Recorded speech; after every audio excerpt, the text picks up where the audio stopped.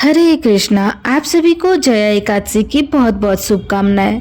हिंदू धर्म में एकादशी का व्रत सबसे महत्वपूर्ण होता है और माघ मास के शुक्ल पक्ष की एकादशी को जया एकादशी कहते हैं। यह एकादशी बहुत ही पुण्यदायी है, जिसका पालन करने से व्यक्ति नीच योनि जैसे भूत प्रेत पिशाच की योनियों से मुक्त हो जाता है। भगवान श्री कृष्ण ने इसी विषय में एक कथा भी धर्मराज युधिष्ठिर महाराज को सुनाई थी, जिसका श्रवण आप सब अभी सुनेंगे। धर्मराज युधिष्ठिर ने भगवान श्री कृष्ण का स्वागत सत्कार और अभिवादन करने के बाद पूछा, हे भगवान, आपने माघ मास के कृष्ण पक्ष की षटतिला एकादशी का अत्यंत सुंदर वर्णन किया है। आप स्वेदेशज, अंडज, उद्दीज और जरायुज चारों प्रकार के जीवों के उत्पन्न करता, पालन करता तथा नाश करने वाले हैं। अब आप कृपया करके माघ शुक्ल एकादशी का भी वर्णन कीजिए। इसका क्या नाम है, इसके व्रत की क्या विधि है और इसमें कौन से देवता का पूजन किया जाता है। तब श्री कृष्ण कहने लगे, हे राजन, इस एकादशी का नाम है जया एकादशी। इसका व्रत करने से मनुष्य ब्रह्म हत्या आदि पापों से छूटकर मोक्ष को प्राप्त होता है तथा इसके प्रभाव से भूत प्रेत पिशाच आदि योनियों से मुक्ति मिल जाती है। इस व्रत को विधि पूर्वक करना चाहिए। अब मैं तुमसे पद्म पुराण में वर्णित इसकी महिमा और कथा सुनाता हूँ। इसे ध्यान पूर्वक श्रवण करो। देवराज इंद्र स्वर्ग में राज्य करते थे और अन्य सभी देवगण सुखपूर्वक स्वर्ग में रहा करते थे। एक समय देवराज इंद्र अपने इच्छा अनुसार नंदन वन में अप्सराओं के साथ विहार कर रहे थे और गंधर्व गान कर रहे थे। उस गंधर्वों में प्रसिद्ध पुष्पदंत तथा उसकी कन्या पुष्पवती और चित्रसेन तथा उसकी पत्नी मलिनी भी उपस्थित थे। साथ ही मलिनी का पुत्र पुष्पवान और उसका पुत्र मूल्यवान भी उपस्थित थे। पुष्पवती गंधर्व कन्या मूल्यवान को देखकर उस पर मोहित हो गई और मूल्यवान पर कामवाड़ चलाने लगी। उसने अपने रूप, लावण्य और हाव भाव से मूल्यवान को अपने वश में कर लिया। हे राजन, वह पुष्पवती अत्यंत सुंदर थी। अब वे इंद्र को प्रसन्न करने के लिए गान करने लगी, परंतु परस्पर मोहित हो जाने के कारण उसका चित्त भ्रमित हो गया था। उनके ठीक प्रकार से गान गाने और स्वर ताल ठीक न होने से इंद्रदेव उनके प्रेम को समझ गए और उन्होंने इसमें अपना अपमान समझकर उनको श्राप दे डाला। देवराज इंद्र ने कहा, हे मूर्खो, तुमने मेरी आज्ञा का उल्लंघन किया है, इसलिए तुम्हारा धिक्कार है। अब तुम दोनों स्त्री पुरुष के रूप में मृत्यु लोक में जाकर पिशाच रूप धारण करो और अपने कर्म का फल भोगो। इंद्र का ऐसा श्राप सुनकर वे अत्यंत दुखी हुए और हिमालय पर्वत पर दुख पूर्वक अपना जीवन व्यतीत करने लगे। उन्हें गंध, रस तथा स्पर्श आदि का कुछ भी ज्ञान नहीं था। वहां उनको महान दुख मिल रहे थे और उन्हें एक क्षण के लिए भी निद्रा नहीं आती थी। उस जगह अत्यंत शीत था, जिससे उनके रोंगटे खड़े रहते और मारे शीत के दांत बजते रहते थे। एक दिन पिशाच ने अपनी पत्नी से कहा कि पिछले जन्म में हमने ऐसे कौन से पाप किए थे जिससे हमको यह दुखदायी पिशाच योनि प्राप्त हुई। इस पिशाच योनि से तो नरक के दुख सहना ही उत्तम है, अतः हमें अब किसी प्रकार का पाप नहीं करना चाहिए। इस प्रकार विचार करते हुए वे अपने दिन व्यतीत करते रहे। तभी देवयोग से माघ में शुक्ल पक्ष की जया नामक एकादशी आई। उस दिन उन दोनों ने कुछ भी भोजन नहीं किया, ना ही कोई पाप कर्म किया, केवल फल फूल खाकर ही दिन बिताया और सायकाल के समय महान दुख से पीपल के वृक्ष के नीचे बैठ गए। उस समय सूर्य भगवान अस्त हो रहे थे। उस रात को अत्यंत ठंड थी, जिस कारण वे दोनों शीत के मारे अति दुखी होकर मृतक के समान आपस में चिपटे हुए पड़े रहते थे। उस रात्रि को उनको निद्रा भी नहीं आई। श्री कृष्ण कहते हैं, हे राजन, जया एकादशी के उपवास और रात्रि जागरण के प्रभाव से दूसरे दिन प्रातः होते ही उनकी पिशाच योनि छूट गई। अत्यंत सुंदर गंधर्व और अप्सरा ही देह धारण कर सुंदर वस्त्र भूषणों से अलंकृत होकर उन दोनों ने स्वर्ग लोक को प्रस्थान किया। उस समय आकाश में देवता उनकी स्तुति करते हुए पुष्प वर्षा करने लगे। फिर स्वर्गलोक में जाकर इन दोनों ने देवराज इंद्र को प्रणाम किया। इंद्र इनको अपने पहले के ही रूप में देखकर अत्यंत आश्चर्यचकित हुए और पूछने लगे कि तुमने अपनी पिशाच योनि से किस तरह मुक्ति पाई, सो अब बतलाओ। मूल्यवान ने कहा, हे देवेंद्र, भगवान विष्णु की कृपा से पावन जया एकादशी के व्रत के प्रभाव से ही हमारी पिशाच देह छूटी है।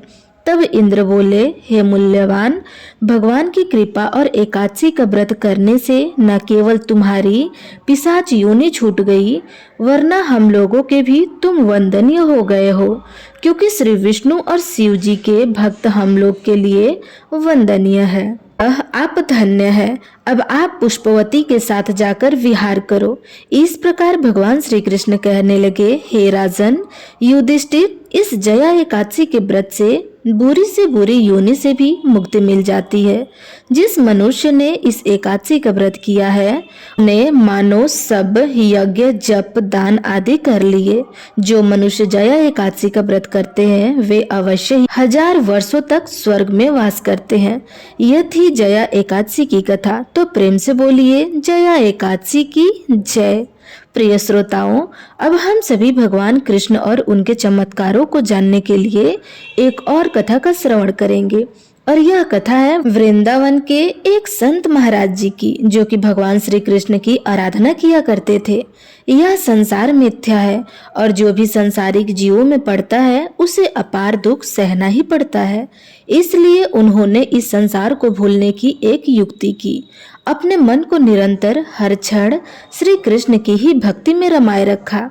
हर समय वे श्री कृष्ण का स्मरण करते रहे। उसके लिए महात्मा ने भगवान के साथ एक ऐसा संबंध जोड़ा जिससे कि उनके मन से श्री कृष्ण का ध्यान कभी निकल न सके। उन्होंने मन ही मन में यह कल्पना की, मैं नंद हूँ और बाला श्री कृष्ण मेरे बालक हैं। अब तो मैं लाला को खूब लाड़ लड़ाते यमुना जी में स्नान करने जाते तो लाला के साथ लेकर जाते, भोजन करने बैठते तो लल्ला को साथ लेकर बैठते और ऐसी भावना करते कि कन्हैया मेरी गोद में बैठे, कन्हैया मेरी दाढ़ी खींच रहे हैं। श्री कृष्ण को पुत्र मानकर आनंद करते। जो हरकते जो शरारते एक नन्हा बालक करता है वो उन सभी शरारतों की मानसिक कल्पना किया करते, जिससे उन्हें खूब आनंद हुआ करता। और इस तरह श्री कृष्ण के ऊपर उनका वात्सल्य भाव था। संत महाराज जी श्री कृष्ण की मानसिक सेवा किया करते थे। संपूर्ण दिवस पूरा दिन मन को श्री कृष्ण लीला में ही तन में रखते। सुबह से शाम तक उनके श्री कृष्ण भगवान के साथ लीलाएं होती। जैसे कि घर में एक नन्हा शिशु होता है तो पूरा दिन पूरी दिनचर्या उस शिशु के नाम की ही हो जाती है। सुबह से लेकर रात तक शिशु के कपड़े बदलने से लेकर खाना खिलाना, दुलार करना, सुलाना, यह सारे काम जिस तरह से एक शिशु के साथ किया जाता है उसी तरह की भावना मन में करते हुए महात्मा जी श्री कृष्ण के साथ किया करते थे। अब जिसके घर में छोटा शिशु हो उसे कुछ समय तक, जब तक वह बालक बड़ा नहीं हो जाता, तब तक बाहरी दुनिया में क्या हो रहा है इसकी जरा शुबद कम रहती है। तो ऐसे ही वह संत महात्मा थे। हर समय वे श्री कृष्ण के साथ ही उन्हें अपना बालक मानकर उनकी मानसिक सेवा में ही तन में रहते थे। आसपास क्या हो रहा है, संसार में क्या चल रहा है, इसका चिंतन करने का उनको कोई अवसर नहीं मिला। इसलिए वे हमेशा बाल कृष्ण रूप का मानसिक स्मरण किया करते थे। अगर डायरेक्ट मन को भक्ति में लगाया जाए तो हो सकता है कि मन में वह भक्ति जागना थोड़ा मुश्किल हो जाए, लेकिन अगर किसी खास लीला के साथ अपने मन को भक्ति से जोड़ा जाए तो वह भक्ति बड़ी सहज ही प्राप्ति हो जाती है और भगवान की कृपा भी सहज ही प्राप्त हो जाती है। इसके लिए भगवान के साथ संबंध स्थापित करना होता है। अब चाहे वह पिता पुत्र का हो, माता पुत्र का हो, सखा भाव हो, प्रेमी का भाव हो या कैसा भी भाव हो, जब तक भगवान के साथ एक संबंध नहीं बनेगा तब तक उनके साथ जो आपका संबंध है वह प्रगाढ़ नहीं होगा। कुछ न कुछ लीलाएं भगवान जब भी संबंध स्थापित करते हैं तो दिखाते ही रहते हैं। अब श्री कृष्ण के साथ पुत्र का संबंध जोड़कर महात्मा जी संसार को भूल गए और वे बाल कृष्ण के साथ ही तन्मय हो गए। श्री कृष्ण को पुत्र मानकर खूब लाड़ लड़ाने लगे और महात्मा जी ऐसी भावना मन में किया करते कि आज तो देखो कन्हैया मुझसे केला मांग रहा है, कह रहे हैं बाबा मुझे केला दे दो। और जैसे छोटे बालक हठ करते हैं उसी तरह से कन्हैया उनके साथ हठ करते हैं। अब संत महाराज जी के पास उस समय केले तो थे नहीं, तो मानसिक भाव से वे बाजार जा रहे हैं।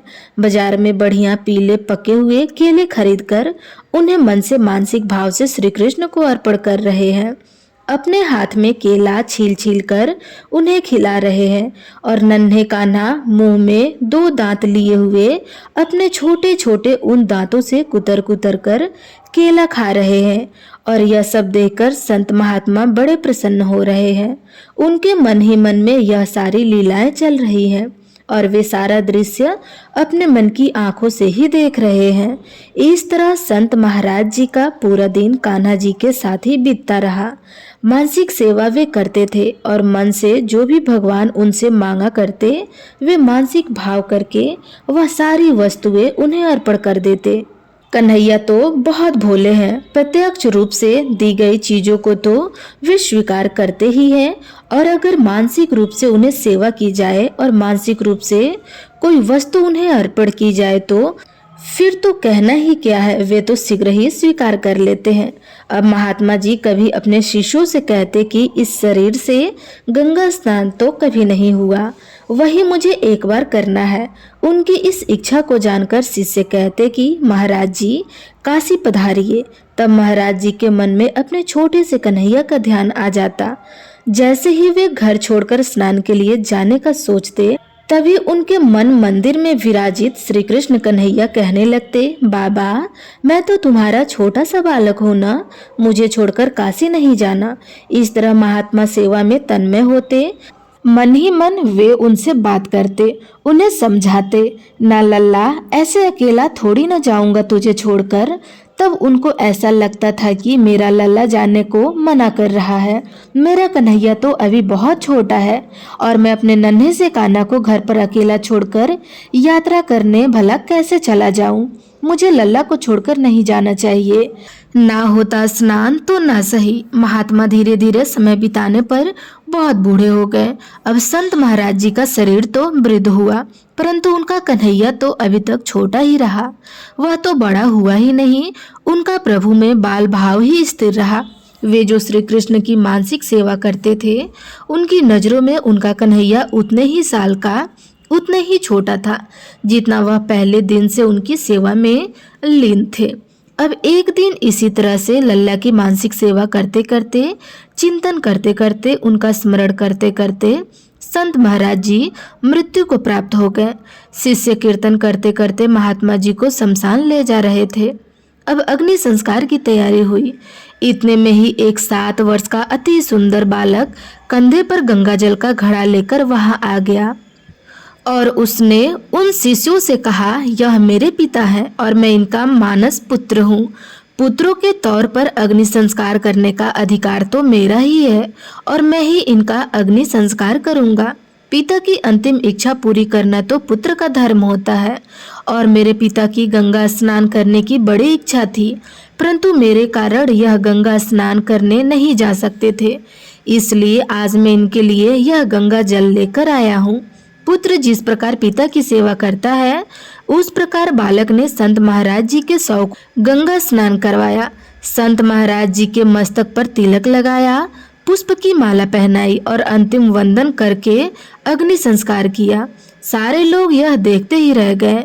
अनेक साधु महात्मा थे, परंतु किसी की भी बीच में बोलने की कोई हिम्मत नहीं हुई। अग्नि संस्कार हुआ और इधर वह बालक एकदम अंतर्ध्यान हो गया। उसके बाद लोगों को ध्यान हुआ कि महात्मा जी के तो कोई पुत्र नहीं था, ना ही संत महात्मा जी की मानसिक सेवा के बारे में शिष्य जानते थे। यह भी जानते थे कि महात्मा जी श्री कृष्ण के प्रति अपना पुत्र भाव रखते हैं, वे उन्हें अपना पुत्र मानते थे, तो उनका वात्सल्य भाव था। और हो न हो वही बालक कृष्ण आज 7 वर्ष के बालक के रूप में महात्मा जी के पुत्र के रूप में आए हैं। महात्मा की भावना थी कि श्री कृष्ण मेरा पुत्र है। परमात्मा ने उनकी भावना पूरी की, क्योंकि वे अंतिम समय में गंगा स्नान करना चाहते थे, लेकिन अपने छोटे से लाला को मन के मंदिर में अपने घर पर अकेला कैसे छोड़कर जाऊं, और तब उनकी यह इच्छा अधूरी ही रह गई, जिसे उनके मृत्यु के पश्चाताप बाल श्री कृष्ण ने आकर स्वयं पूरी की। इसलिए भगवान के साथ भक्त जैसा संबंध जोड़ लेते हैं, भगवान उस संबंध को फिर वैसे ही निभाते हैं, फिर चाहे वह संबंध कैसा भी क्यों न हो। लेकिन संबंध तभी निभता है जब दोनों ही तरफ से पूर्ण समर्पण हो। जब भक्त अपने मन में चाहे वह मानसिक सेवा कर रहा हो या प्रत्यक्ष रूप से पूजा आराधना कर रहा हो, अगर उसकी भगवान के प्रति सच्ची निष्ठा है, भक्ति सच्ची है, तो भगवान अपने उस भक्त की लाज हमेशा रखते हैं और अपने उस संबंध को हर हाल में चाहे कैसे भी हो अवश्य निभाते हैं। प्रिय श्रोताओं, अब सुनिए हरि वल्लभा तुलसी माता की कथा। एक बार किसी गांव में किसान रहता था। वह हर दिन मंदिर जाता और तुलसी माता की पूजा किया करता था। वह तुलसी माता से रोज प्रार्थना करता कि हे तुलसी माता, मेरे आनंद करना। तुलसी माता ने एक दिन सोचा कि यह किसान बहुत सीधा साधा है, एक तो गरीब है, फिर भी हर दिन समय निकालकर मेरी पूजा किया करता है। मैं इसके लिए कुछ न कुछ करना चाहता हूँ। यह सोचकर तुलसी माता ने एक छोटी कन्या का रूप धरा और किसान के रास्ते पर जाकर बैठ गई और फिर उस किसान से कहने लगी कि मैं भी तुम्हारे घर चलना चाहती हूँ, मेरा कोई नहीं है।